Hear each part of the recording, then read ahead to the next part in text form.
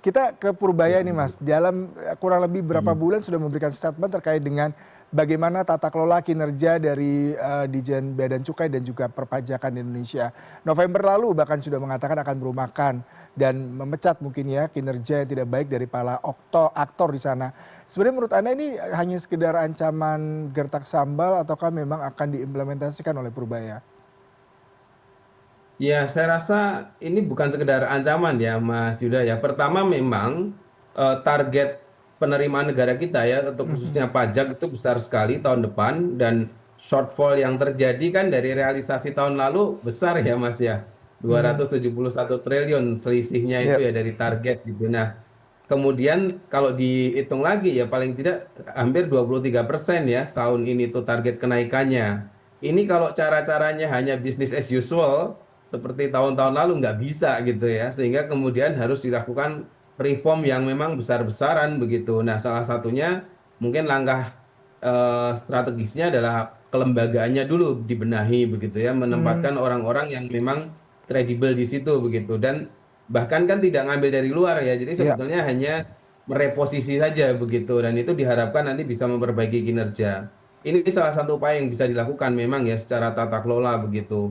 Walaupun di luar itu tantangan dari sisi makronya penerimaan pajak 2026 ini memang cukup berat ya untuk mencapai katakanlah 23% kenaikan itu dibandingkan realisasi tahun lalu jelas tidak mudah.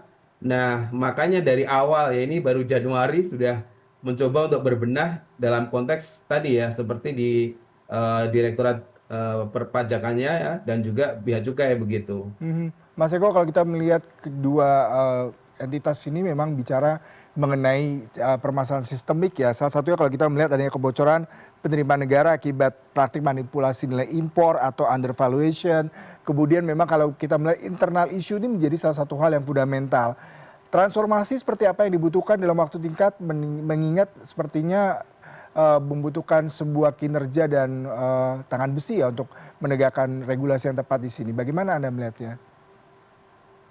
Ya, ini nanti bergantung dari implementasi dari kebijakan untuk membenahi tata kelola ini, Mas Yuda ya. Jadi kalau kemudian Pak Menteri bisa katakanlah tadi menggeser orang-orangnya dan kemudian memang dirasakan begitu ya oleh masyarakat, oleh para pelaku ekonomi bahwa oh tidak ada lagi kong kali kong ya, tidak ada lagi misalkan berbagai macam praktek-praktek untuk tadi seperti dibilang tadi undervoicing, invoicing dan seterusnya itu tadi ya itu saya rasa kemudian akan benar-benar merubah ini ya image gitu ya Hmm. citra baik di perpajakan maupun bea cukai ke depan begitu. Dari situ kan orang jadi ini lagi ya, jadi oh kita diperlakukan sama, semuanya transparan begitu itu akan sangat membantu begitu. Tapi kalau masih terjadi ya case-case misalkan ada yang katakanlah curang dan seterusnya itu ya itu tanda bahwa reformnya nggak berjalan begitu ya. Mhm. Tapi di luar itu saya ingin juga menyampaikan bahwa kalau kemudian ditemukan hal-hal yang setelah upaya reform ini ditemukan memang pelanggaran-pelanggaran terus kemudian ditindak, itu sebetulnya bagian dari kerja ya. Jadi kita jangan juga menilai bahwa oh ternyata kok masih bobrok juga ya gitu. Jadi itu mungkin karena ditemukan karena sistemnya diganti, orangnya diganti, bisa jadi ketemu-ketemu kasus-kasus di mana pemerintah kan melihat ya bahwa ternyata ini antara potensi pajaknya, antara potensi bea cukainya dengan realisasinya kok nggak nyambung nih gitu, sehingga Mhm. kemudian dibenahi sampai ke level SDM-nya begitu kan. Kalau bicara mengenai kultur dari masing-masing entitas ini kan terkesan tertutup, sangat elitis, eksklusif, dan susah ya didobrak ya karena mengingat sudah cukup lama mungkin mendarah daging dengan kultur seperti itu.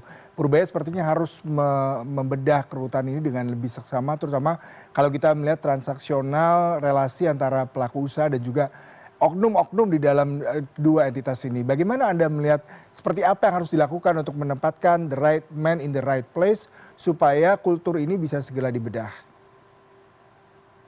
Ya, mungkin secara ideal adalah memang mengganti orang dengan yang baru gitu ya. Bahkan mungkin harus dari luar yang lingkaran yang ada sekarang gitu. Ya. Tapi juga ada sisi ini juga ya, realitas juga begitu bahwa tadi 2026 Ya. target penerimaan negara itu 3.000 triliun lebih gitu Ya. ya.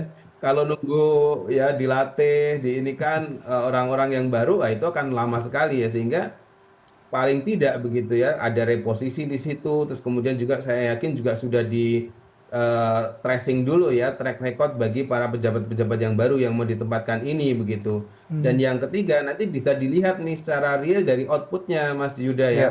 Kalau outputnya itu kemudian meningkat ya at least ini menghasilkan nih dari Hmm, perubahan SDM ini gitu. Tapi ya. kalau outputnya ya, oh ternyata kok penerimaan pajaknya segitu-gitu aja, penerimaan bea cukainya segitu-gitu aja, padahal ekspornya juga kenceng misalkan gitu ya, atau ekonomi Indonesianya juga lebih membaik. Nah itu pasti ada hal yang salah nih di dalam konteks walaupun ada orang baru ya, tapi karena tadi sistemnya sudah sangat berkelindan ya, sehingga mungkin ya reform berikutnya adalah sesuatu yang lebih ini lagi ya, lebih signifikan lagi, entah itu eh, total ke arah digitalisasi yang lebih ini ya, yang lebih kuat begitu ya, dan juga yang kedua ya SDM yang mungkin memang baru begitu, tapi yang sebagai Hmm, langkah quick win lah kira-kira gitu hmm. ya. Mudah-mudahan ini punya dampak ya kepada penerimaan pajak kita yang lebih baik Iya, begitu. Mas satu nih terakhir kita bicara mengenai reformasi digital.